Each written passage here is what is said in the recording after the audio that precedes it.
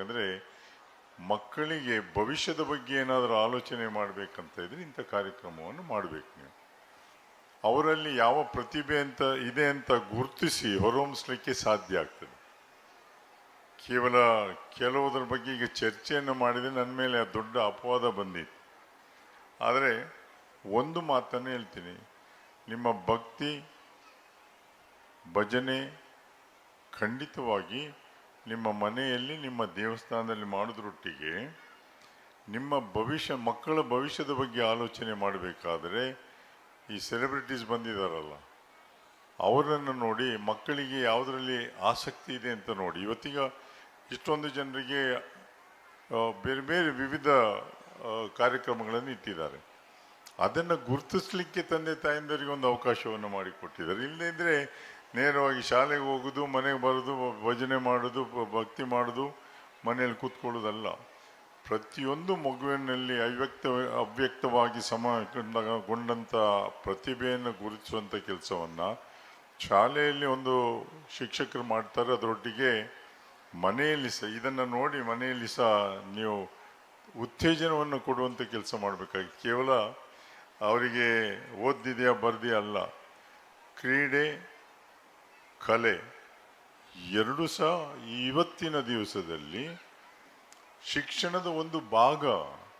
ಕೇವಲ ಅವರಿಗೆ ಬೇರೆ ಬೇರೆ ಕಡೆಯಲ್ಲಿ ಹೋಗಿ ನೃತ್ಯ ಮಾಡಿ ಬರುವಂಥದ್ದಲ್ಲ. ಅನೇಕ ಮಂದಿ ನೃತ್ಯದಲ್ಲಿ ಮೇಲೆ ಬಂದವರೇ ಕಲಾವಿದರಾಗಿ ಹೊರಹೊಮ್ಮುತ್ತಾರೆ. ಬೇರೆ ದೊಡ್ಡ ದೊಡ್ಡ ಕಲಾವಿದರಾಗಿ ಅವರು ನೃತ್ಯದಲ್ಲಿ ಸಹ ಅವರು ಸಂಪಾದನೆಯನ್ನು ಮಾಡಲಿಕ್ಕೆ ಸಾಧ್ತದೆ.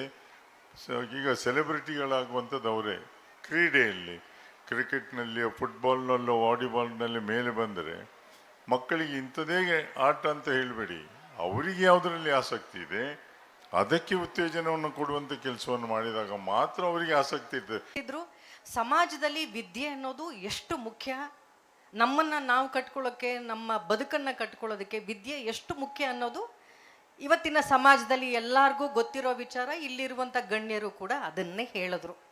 ಆದರೆ ಒಂದು ವಿಚಾರ ಮಾತ್ರ ನಾವೆಲ್ಲರೂ ತುಂಬ ಸೂಕ್ಷ್ಮವಾಗಿ ಯೋಚನೆ ಮಾಡಬೇಕಾಗಿರೋದು, ತಂದೆ ತಾಯಿಯಂದರು, ಪೋಷಕರಾಗಿರೋರು ನಾವೆಲ್ಲ, ವಿದ್ಯೆ ಒಂದೇ ಕೊನೆ ಅಲ್ಲ.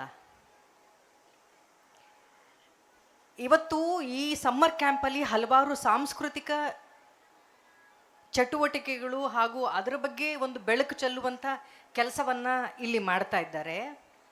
ನನ್ನ ಕ್ಷೇತ್ರದ ಒಬ್ಬ ಮೇರು ವ್ಯಕ್ತಿಯ ಒಂದು ಉದಾಹರಣೆ ನಿಮಗೆ ಕೊಡಬೇಕು ಅಂತಂದರೆ, ಡಾಕ್ಟರ್ ರಾಜ್ಕುಮಾರ್ ಅಪ್ಪಾಜಿಯವರು ಓದಿದ್ದು 4ನೇ ಕ್ಲಾಸ್. ಆದರೆ ಡಾಕ್ಟರ್ ರಾಜ್ಕುಮಾರ್ ಅವರನ್ನ ಇವತ್ತು ಕೇವಲ ಒಬ್ಬ ಕಲಾವಿದ ಅಂತ ಮಾತ್ರ ಕರೆಯದೆ ಈ ಕರ್ನಾಟಕದ ಒಬ್ಬ ಸಾಂಸ್ಕೃತಿಕ ವ್ಯಕ್ತಿಯಾಗಿ ಅವರು ಬೆಳೆದು ನಿಂತದ್ದಿದೆಯಲ್ಲ, ಅದು ಅವ್ರಿಗೆ ಸಿಕ್ಕಂಥ ಒಂದು ಸಂಸ್ಕಾರದಿಂದ ಅಂತ, ಅವ್ರಿಗೆ ಸಿಕ್ಕಂಥ ಒಂದು ಎಕ್ಸ್ಪೀರಿಯನ್ಸಿಂದ ಅವರು ಅಷ್ಟು ಮೇರು ವ್ಯಕ್ತಿಯಾಗಿ ಬೆಳೆಯೋದಕ್ಕೆ ಸಾಧ್ಯವಾಯಿತು. ಅಂದರೆ ಈ ಸಮ್ಮರ್ ಕ್ಯಾಂಪಿನ ಉದ್ದೇಶ ಕೂಡ ಅದೇ ಆಗಿದೆ. ನಿಮ್ಮೆಲ್ರಿಗೂ ಗೊತ್ತು, ಇವತ್ತಿನ ಒಂದು ಕಾಂಪಿಟೇಟಿವ್ ಫೀಲ್ಡಲ್ಲಿ ಮಕ್ಕಳು ಒಳ್ಳೆ ಮಾರ್ಕ್ಸ್ನ ತೆಗಿಲೇಬೇಕು, ಇಲ್ಲಾಂದರೆ ಅವರು ಒಳ್ಳೆ ಮಕ್ಕಳು ಅಲ್ವೇ ಅಲ್ಲ ಅನ್ನೋದನ್ನು ನಾವೆಲ್ಲರೂ ಡಿಸೈಡ್ ಮಾಡಿಬಿಟ್ಟಿದ್ದೀವಿ. ಅದು ಎಷ್ಟರ ಮಟ್ಟಕ್ಕೆ ಸರಿ ಅಂತ ನಾವು ನೀವು ಯೋಚನೆ ಮಾಡೋಣ. ಮಕ್ಕಳು ವಿದ್ಯೆಯನ್ನು ಗೆಲ್ಲಬೇಕೇ ಹೊರತು ಮಾರ್ಕ್ಸ್ಗಳನ್ನು ಅಲ್ಲ, ನಂಬರ್ಗಳನ್ನು ಅಲ್ಲ. ಈ ಸಮ್ಮರ್ ಕ್ಯಾಂಪ್ ಆ ಥರದ ಒಂದು ಬದುಕಿನ ಎಕ್ಸ್ಪೀರಿಯನ್ಸನ್ನು ಕಟ್ಟಿಕೊಡುವಂಥ ಒಂದು ಸಮ್ಮರ್ ಕ್ಯಾಂಪ್ ಆಗಿದೆ ಅನ್ನುವಂಥದ್ದು ನನ್ನ ಕಲ್ಪನೆ. ಈಗಾಗಲೇ ಅಂಥ ಸಾರ್ಥಕವಾದಂಥ ಕೆಲಸವನ್ನು ಮಾಡ್ತಾ ಇದ್ದೀರಿ ರಮೇಶ್ ಸರ್. ರಮೇಶ್ ಶೆಟ್ಟಿಯವರ ಕನಸು ಇಷ್ಟಕ್ಕೆ ನಿಂತಿಲ್ಲ ಅಂತ.